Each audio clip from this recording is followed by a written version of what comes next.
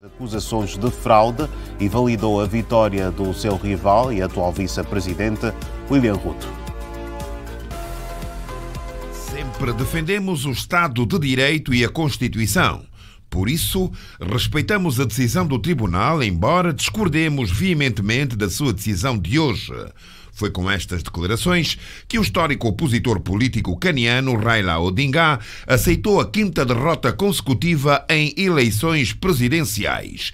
O Supremo Tribunal do Quênia confirmou esta segunda-feira a vitória do atual vice-presidente William Ruto nas eleições presidenciais de 9 de agosto sobre Raila Odinga, que interpôs recurso por alegada fraude eleitoral. Nos termos da Constituição do país, Ruto deve prestar juramento no próximo dia 13 de setembro e tornar-se aos 55 anos de idade o quinto presidente do Quênia desde a independência do país em 1963. Ruto e Odinga tinham prometido nos últimos dias respeitar a decisão do mais alto tribunal caniano, reputado como independente. Entretanto, os Estados Unidos da América felicitaram já o presidente eleito. E nós vamos a conversa com Issao Agostinho, a partir de Milão, aqui no Hora 10, edição da noite. Issao, boa noite e seja bem-vindo mais uma vez ao nosso espaço. Boa noite, Dorivaldo. Boa noite, os amigos da TPA. Vamos então olhar para esta notícia que acabamos aqui de avançar, Issao, feita a saudação. Antes mesmo de olharmos aqui para esta aceitação de Raila Odinga, é necessário também aqui percebermos o que é que terá feito prevalecer esta decisão do Tribunal. Bem, o Tribunal achou que o time legal que representou o candidato Raila Odinga não produziu provas bastantes que pudessem defender a sua decisão de impugnar os resultados das eleições e, de consequência, achou por bem determinar ou confirmar a vitória do candidato William Ruto da coalição Kenya Kwanza como o quinto presidente do Quênia, não é? Portanto, é um bocado que aconteceu quer em 2013, quer em 2017, que foram também eleições presidenciais contestadas pelo candidato Raila Odinga do movimento laranja, ou Orange Movement for Democracy, só que em 2017 ele teve de facto sucesso, porque o Tribunal Supremo invalidou o resultado das eleições, tendo marcado a sua realização. O estranho foi que, em 2017, Raila Odinga, mesmo depois do tribunal ter invalidado o resultado das eleições, que tinha dado como vencedor Uhuru Kenyatta, ele simplesmente decidiu não concorrer àquelas eleições. Eventualmente, se tivesse concorrido, teria ganho, não é? E teria entrado na história do Quênia como, eventualmente, o seu quinto presidente. Issao, olhando para esta ação, o recurso é completamente normal quando se tratam de processos eleitorais, mas ontem estivemos aqui também a olhar para o fator dos líderes africanos da oposição negarem-se geralmente a aceitarem, digamos, resultados eleitorais quando se vem em posições de fragilidade. Como é que olha para este ato? Olha como um ato normal ou vê com outros olhos esta posição, muitas das vezes aqui manifestada? Bem, penso que é na natureza das eleições a existência de uma certa nuvem de desconfiança, né? Independentemente de quem tenha vencido ou tenha perdido, né? Por exemplo, agora estamos a analisar o caso de Raila Odinga como tendo oposto ou tendo achado que as eleições não foram justas, mas se tivesse sido ele o presidente da República ou o candidato vencedor e o Uhuru Kenyatta, ou seja, William Ruto não tivesse sido vencedor, também eventualmente teria apresentado ao Tribunal Supremo a queixa de fraude eleitoral. Portanto, é na natureza das eleições, não só em África, mas também um bocado por todo o mundo onde se façam as eleições. Estamos recordados no caso dos Estados Unidos, e só a título comparativo, não justificativo do processo em causa, onde no ano 2000 também houve tumultos entre a eleição presidencial daquele ano, que viu o candidato democrático Al Gore como o candidato vencedor, mas depois a Corte Suprema também invalidou e validou a eleição do presidente George W. Bush. E, curiosamente, naquela eleição, o resultado foi decidido no estado de Flórida, onde, na altura, era o seu irmão Jeb Bush, que era o governador daquele estado. E depois também, em 2020, na eleição entre Joe Biden e presidente Trump, também houve este dilema de que as eleições não tinham sido corretas. Portanto, é um processo normal das eleições, só que este processo tende a ser inflamado quando se trata de África, porque a África é ainda um continente onde os processos eleitorais são relativamente novos, onde há, digamos assim, uma espécie de mão invisível que, de certa forma, ou pilota ou condiciona os resultados das eleições, mas creio que é um processo normal que faz parte de um processo eleitoral em aprendizagem, que é o que acontece no nosso continente. Agora, Odinga diz que não aceita, mas respeita esta decisão do Tribunal. O que é que isto poderá representar também para este processo em si e para a democracia queniana e não só? Bem, pode representar que, contrariamente à eleição de 2017, quando ele foi derrotado pela segunda vez, mas depois fez-se entronizar em 2018 como presidente popular, eventualmente não vai acontecer este ano. Ou seja, este ano ele, como aceitou o resultado, então também aceita as suas consequências. Isto é, aceita o resultado da eleição e também o veredito do Tribunal Supremo.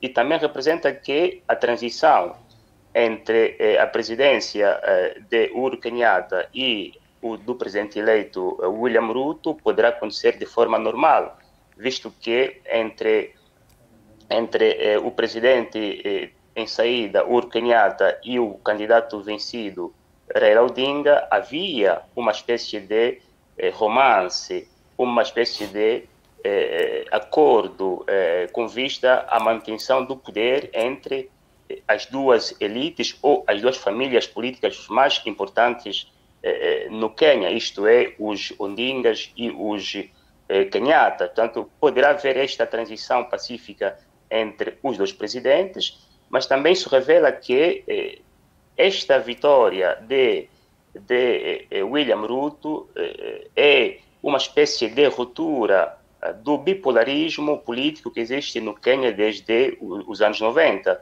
uma vez que foi sempre o partido KANU e os seus múltiplos dissidentes que ganharam as eleições desde 1992. Estamos recordados que em 92, depois da abertura ao multipartidarismo iniciada pelo presidente Daniel Arap Moi, quem venceu foi ele, depois de ter estado no poder desde 68. Ele também depois ganhou em 97, mas depois, em 2002, quem ganhou foi o presidente Mwai Kibaki, que também vinha de uma dissidência no seio do partido KANU, que por sua vez depois foi substituído pelo presidente ou pelo filho do presidente Jomo Kenyatta, que é Uhuru Kenyatta, em 2012. Quer dizer, são indivíduos que vêm da mesma família política, a KANU, que sofreram metamorfoses ao longo dos anos. Ora, esta vitória de Ruto, que mesmo vindo de uma ala do presidente Arap Moi, pode representar uma espécie de criação de um terço polo do poder na República do Quênia, que é bastante positivo porque cria uma maior participação política, uma maior representação política dos eleitorados do Quênia, embora, mais uma vez, em termos das dinastias políticas e das suas identidades, os luos do candidato vencido, Ondinga, sejam mais uma vez os maiores derrotados. Isao, são eleições a nível interno no Quênia marcadas por alguma polémica, mas que parecem ter agora o seu desfecho. Mas a nível de reconhecimentos internacionais, como é que podemos aqui analisar? Como é que está o reconhecimento internacional destas eleições? O Quênia, apesar desta dicotomia política, desta dinastia política que gira em torno entre a família política de Ondinga e de Kenyatta, é das mais sólidas democracias existentes, não só na África do Leste, mas também em todo o continente africano. E, em função disso, tem tido um maior apreciamento da parte das democracias liberais do mundo, sobretudo da parte dos Estados Unidos. Tanto assim que o secretário do Estado dos Estados Unidos congratulou-se pelo resultado da eleição, mas, sobretudo, congratulou-se pela sentença da Corte Suprema e apelou, como é no estilo dos Estados Unidos, a uma maior convivência pacífica e aceitação do seu veredito. Portanto, este é um dos maiores reconhecimentos e, em função disso, depois também há outro reconhecimento de outros países. Mas penso que também nós, os africanos, somos os maiores interessados que os processos democráticos no nosso continente sejam consagrados, sejam mais respeitados e, seguramente, ou haverá no seu devido tempo, ou se calhar já houve também reconhecimento da parte de muitos países africanos em função deste êxito positivo da eleição presidencial no Quênia, que viu a eleição do presidente William Ruto. Agora, nos termos da Constituição do Quênia, Ruto deverá prestar juramento no próximo dia 13 de setembro e tornar-se assim, aos 55 anos, o quinto presidente do Quênia independente, ou seja, o quinto presidente do Quênia desde a independência daquele país em 1963. Que Ruto é que espera a dirigir-se aos cidadãos deste povo que o elegeu? Bem, acho que será um Ruto, de um lado, da continuidade, da estabilidade do Quênia, do aprofundamento do processo democrático do Quênia, mas também será um Ruto que manterá os acordos bilaterais e comerciais que existem entre o Quênia e os Estados Unidos, entre o Quênia e a China, e entre o Quênia e outros players econômicos internacionais, entre países da União Europeia e até mesmo entre países africanos, porque naquela parte do nosso continente, de facto, há uma maior integração no nosso continente, de facto, há uma maior integração política, mas também há uma maior integração econômica.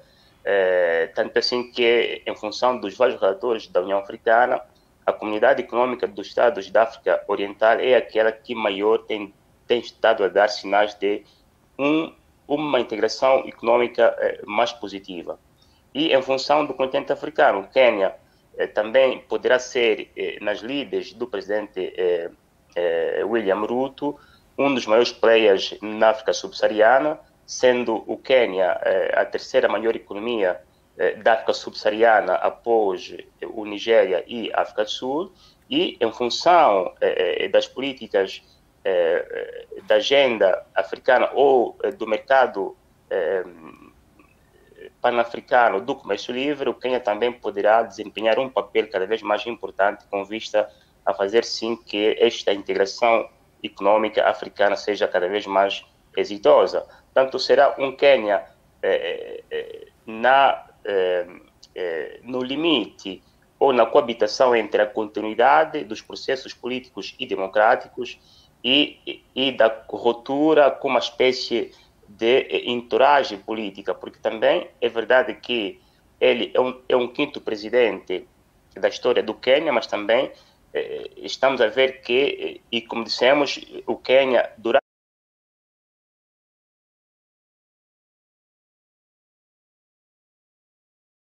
a sua independência, teve quase a mesma família política.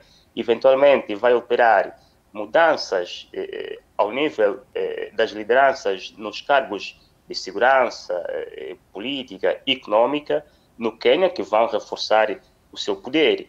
Ora, se espera que esta mudança e as pessoas indicadas sejam, digamos assim, à altura dos desafios que o Quênia tem e que não seja visto como uma espécie de ruptura com os interesses pré-estabelecidos do que ele mesmo chamou de Deep State, né? Isto é, aquelas forças políticas enraizadas na história, na cultura queniana. Portanto, será um Ruto muito pragmático, muito interessado em ver o Quênia cada vez mais integrado na economia mundial, visto que o Quênia também é dos poucos países africanos que aprovou a sanção, quer dizer, que aprovou a resolução das Nações Unidas que condenou a invasão da Ucrânia. Isso faz do Quênia um dos principais parceiros do bloco ocidental,